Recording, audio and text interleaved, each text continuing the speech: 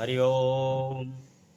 रामाय रामभद्राय रामचंद्राय वेधिसे रघुनाथाय नाथाय सीताया पते नमः। गजाननं भूतिगणाधिसेवितं कपित्थजम्बोफलचारुभक्षणम् उमासुतं शोकविनाशकारिकं नमामि विघ्नेश्वरपादिपङ्कजं।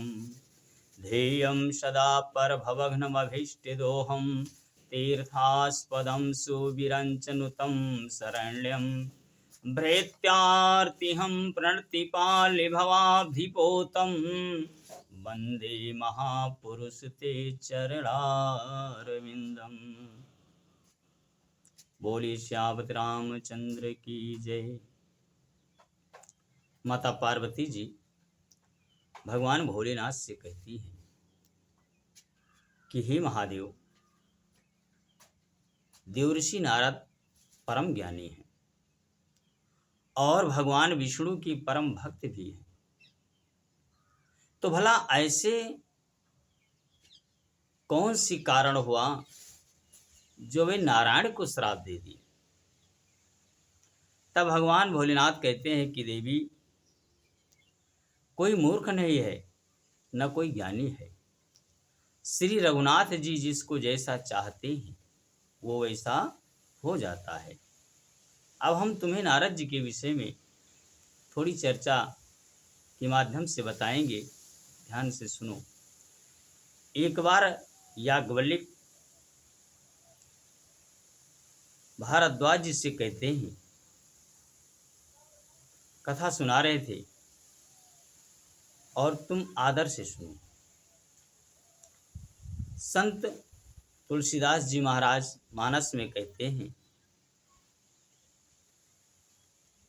कि मान और मद को छोड़कर आवागमन का नाश करने वाले रघुनाथ जी को भजो और किसी को नहीं, क्योंकि सच्चा साधक प्रत्येक कार्य को भगवान के चरणों में समर्पित करता है, वही सच्चा साधक है। शास्त्रों में आया है कि कायेन वाचा मनसेन्द्रियैर्वा अबोध्यात्मना वा प्रकृतिः स्वभावात् करोम यद्यत् सकलं परस्मै नारायणायेति समर्पयामि। शरीर से, वाणी से, मन से, इंद्रियों से और बुद्धि से, अहंकार से अथवा प्राकृतिक स्वभाव से मैं जो करता हूँ वो सब परम पुरुष भगवान नारायण के लिए है। इस भाव से उन्हें समर्पित करता है। हे भारद्वाज, एक बार नारद जी हिमालय पर्वत की एक गुफा में, जिसके पास गंगा जी कल कल निनाद करती हुई बहती हैं, वहां परम पवित्र सुंदर आश्रम देख करके उनका मन जो है भगवान के चरणों में लग गया। भगवान का स्मरण करते ही उन नारद जी की श्राप की, जो श्राप राजा दक्ष ने दिया था, तुम एक स्थान पर ज्यादा समय नहीं टिक सकते हो, ये श्राप की गति रुक गई, क्योंकि भगवान की चरण में ध्यान लग गया। गति रुक गई और वहीं उनकी समाधि लग गई नारद जी की, क्योंकि जो भगवान से प्रेम करते हैं उनके ऊपर प्रभु की कृपा हो जाती है। तब नारद जी को समाधि में देख करके इंद्र को बहुत बड़ा डर लगा, क्योंकि इंद्र जब कोई तपस्या करता है तो इंद्र को बहुत भय लगता है। कि कहीं मेरा पद न छीन जाए। मानस में लिखा है कि मुनि गति देखी सुरेश डराना, और काम ही बोले कीन सन्माना। राम सिया राम जय जय राम। सहिति सहाय जाहु मम हेतु, चलबो हरस ही जलचर केतु। राम सिया राम जय जय राम। नारद मुनि की ये तपोमयी स्थिति देख करके देवराज इंद्र डर गए। उसने कामदेव को बुलाकर उनका आदर सत्कार किया और कहा कि मेरे लिए तुम अपने सहायकों सहित नारद जी की समाधि भंग करो। ये सुनकर मीनध्वज कामदेव मन में प्रसन्न होकर चल दिए। कहा ठीक है, इंद्र की आज्ञा मान लें। और जाकर के हाव भाव से नारद जी की समाधि को खंडित करने का प्रयास करने लगे, परंतु कामदेव की कोई भी कला नारद जी पर असर न कर सकी। तब कामदेव अपने ही नाश होने के भय से नारद जी के पास जाकर चरणों में गिरकर क्षमा मांगने लगे। कामदेव की दशा देख करके नारद जी कैसे वो नारद जी के चरणों में क्षमा मांगते हैं कि भयहु न नारदी मन कछुरोसा, अब कही प्रिय बचन कामि परितोषा। राम सिया राम जय जय राम। नारद जी ने कामदेव को शाप ना दे करके, श्राप नहीं दिया, बल्कि मीठे वचनों से कामदेव का समाधान किया। कामदेव ने इंद्र की सभा में जाकर के अपने कारनामे, नारद जी की सदाचार भावना बताई और हरि कहा नारद जी की प्रशंसा जब उनकी सभा में करने लगे तो नारद जी ने भगवान शिव के पास जाकर के कामदेव को जीतने का समाचार बताया। भगवान शिव जब जान गए कि नारद जी को अहंकार हो गया है, भाई कोई किसी को जीत ले तो उसे अहंकार हो ही जाता है कि हमने उनको जीत लिया, लेकिन ये सब कृपा किसकी है? भगवान की है। भगवान शंकर जी बोले ये कथा तुमने मुझे सुनाई है, उसे श्री हरि को कभी मत बताना, उनको मत सुनाना।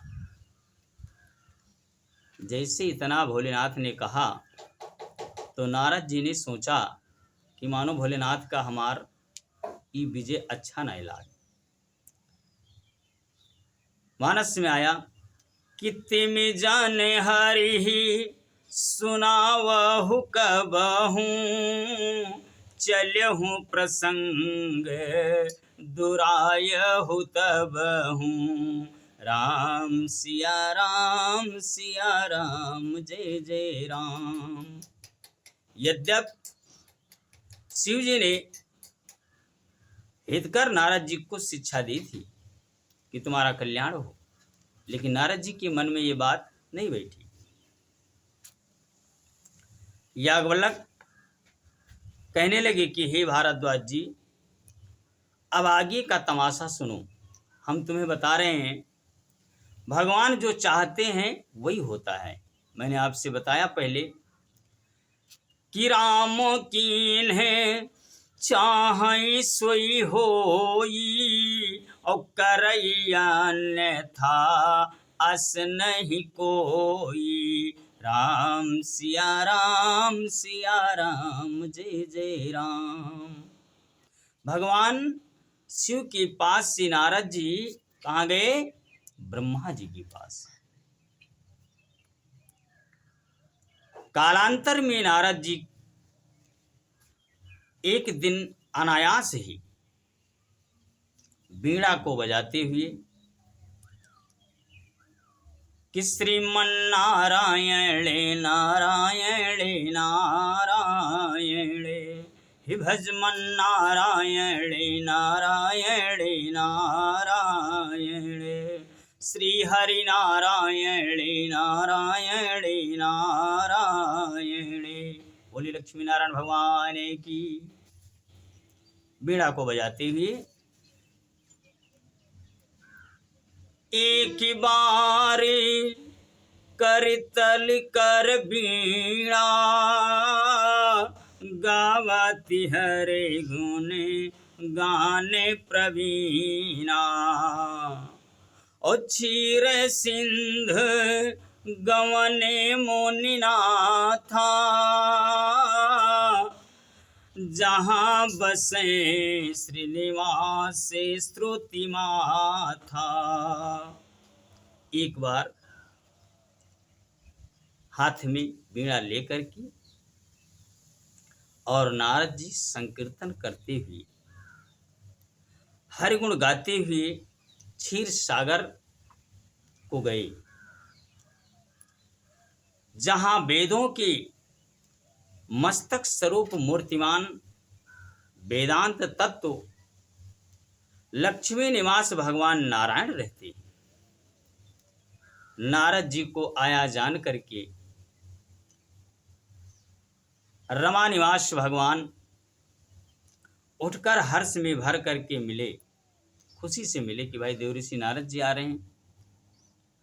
और कुशल क्षेम उनसे पूछी कि कहो नारद जी क्या हाल है। नारद जी ने कामदेव का वो चरित्र जिसका वर्णन करने के लिए शंकर जी ने मना किया था, बड़े हर्ष से भगवान से उन्होंने सारा वृत्तांत बताया। भगवान ने अपने मन से कहा कि हे मुनिराज, आपका स्मरण तो प्राणियों के मोह, काम, मद और अभिमान को भी मिटा देता है। भगवान के गूढ़ वचनों को सुनकर नारद जी बोले कि भगवान कि नारद कहु सहित अभिमाना, कृपा तुम्हारे सकल भगवाना। राम सिया राम जय जय राम।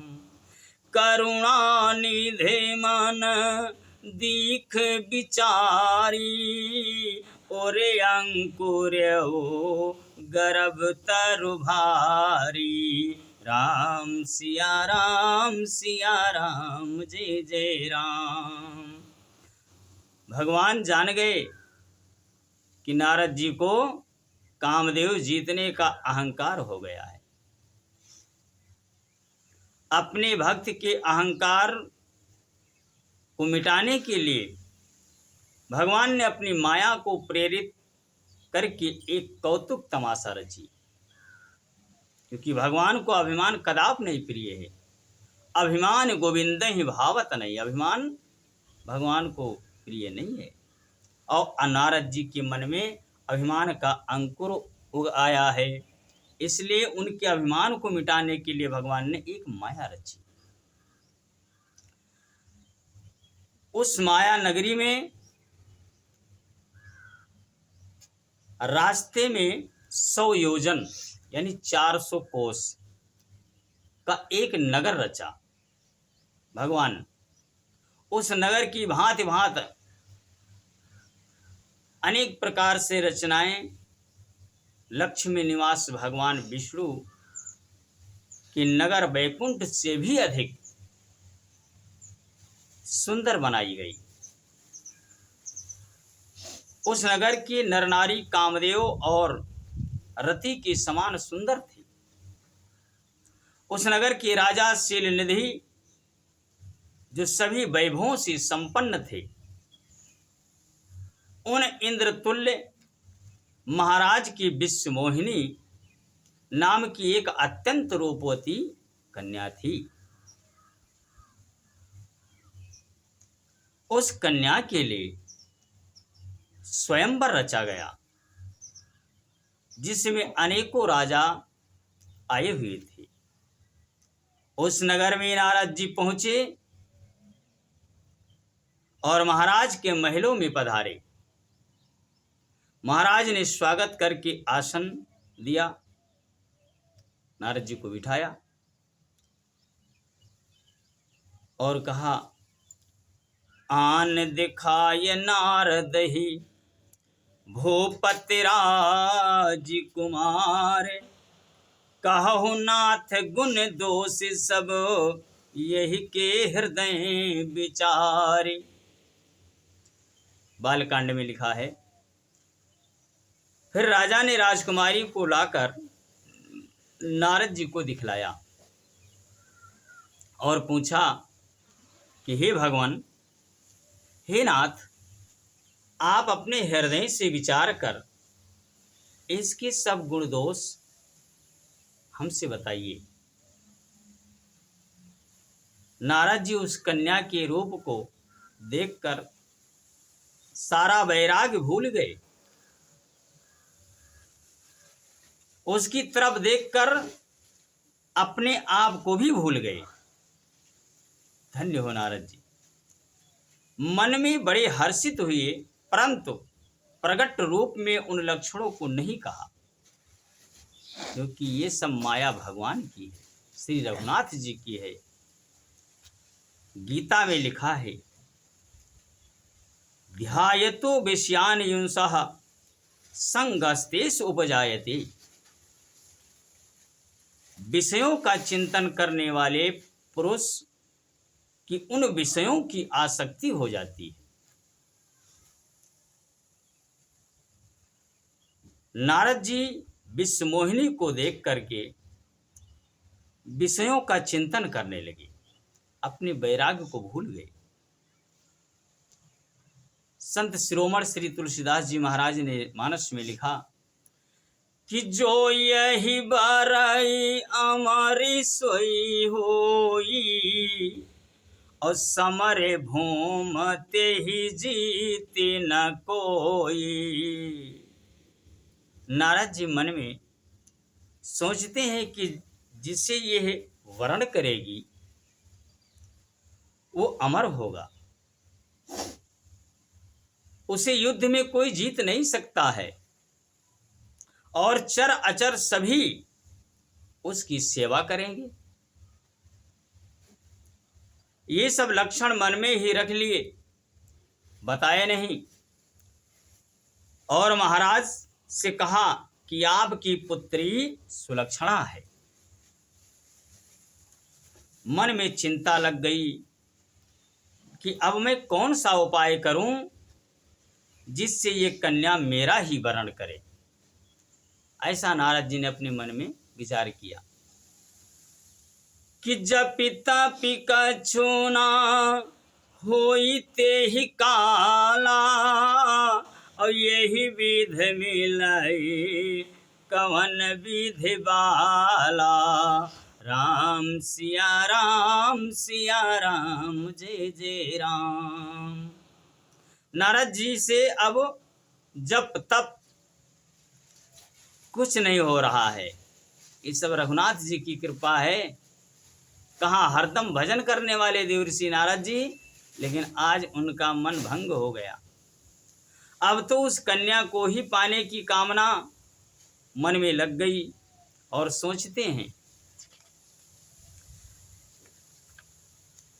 कि यही अवसर चाहे परम शोभारोप विशाल, और जो बिलो करी झे कुंवर तब मेले जयमाल।